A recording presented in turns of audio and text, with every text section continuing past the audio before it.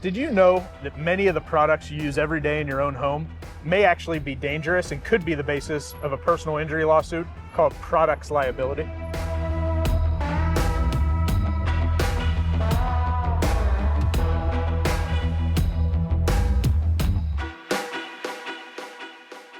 Hi everybody, my name is Eric Mausner. This is Tom Graham. Our law firm is Mausner Graham Injury Law. We're personal injury lawyers in Miami, Florida, and we help people who get into all kinds of injuries and accidents all around the state of Florida. One of the most heartbreaking cases I've ever been involved in dealt with a number of different defective products and a fire in a home that ended up taking the lives of 3 beautiful people. And a lot of people wouldn't realize it, but certain things in your house can be dangerous and even deadly. In this case in particular, there was a wall outlet, a receptacle that you plug electrical cords into, and that had a defect. And that defect caused it to spew out almost like fire and caught a house on fire. Unfortunately, there were other problems with the windows, so the people inside couldn't open the windows. And that's a really extreme, horrible example, but those types of things happen all the time, resulting in deaths and serious injuries. In addition to causing fires in the home, another thing we've seen pretty regularly and pretty horrifically is actually pressure cookers. Things that you can make dinner at, like an Easy Pot type deal. Sometimes those things will explode, and it is horrendous. It's like a heated bomb that just rips the human flesh. Other examples of products liability cases we might see are toxic torts, such as PFAS chemicals that are in water, or perhaps Roundup fertilizer that causes cancer. We see those often. Those need to be with firms that handle those cases specifically.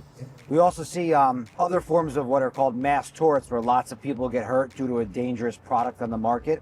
That could be a medical device, such as a hip implant or a hernia mesh type implant. That's an example of a dangerous medical device that's defective. And of course, we see dangerous drugs as well.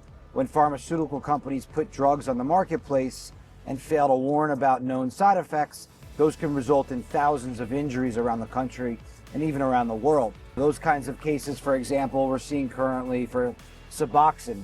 That's a type of drug that treats opioid addicts, and it's causing teeth loss, tooth decay, other injuries to the mouth. So just one example of an active mass tort where there's a dangerous drug on the market and it's causing a lot of people to be injured. A lot of things you might not even think of. Take, for instance, the 3M earplugs that all our service members came back with hearing loss and tinnitus, not knowing that they weren't actually being protected by this company that sold the US government millions of earplugs. Exactly, and that company was fined criminally, they were sued civilly, and they're paying out a lot of money for the harm they caused. As they should. So yeah, these are all examples of products liability cases where corporate America is putting profit over people. And of course, there is nothing worse than when a child gets hurt.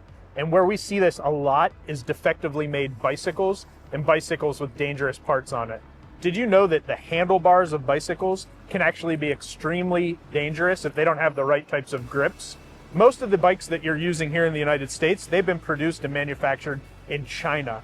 And if they don't have sufficient grips, when a child falls, the actual handlebar, the end of it, is a hollow piece of metal that's as sharp as an X-Acto knife.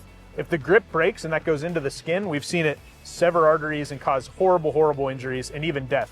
So really, please check your children's bike. Make sure they have good quality grips. Another example of the defective product is, of course, motor vehicles and cars. Cars can have all kinds of defects, and often you'll see a lot of recalls. Manufacturers will put cars onto the marketplace and they'll recall them for all sorts of issues related to the vehicle. For example, there could be a faulty ignition. So GM and Ford and a lot of the big companies will recall their products, their vehicles, when there's defective ignitions and other components of the car that aren't functioning safely. Right. I think a big one for a long time was airbags. They knew that these airbags were deploying so violently and hitting people in the face, burning them. It was even killing children that were too close to the airbag. That's why you got to keep your kid in the back.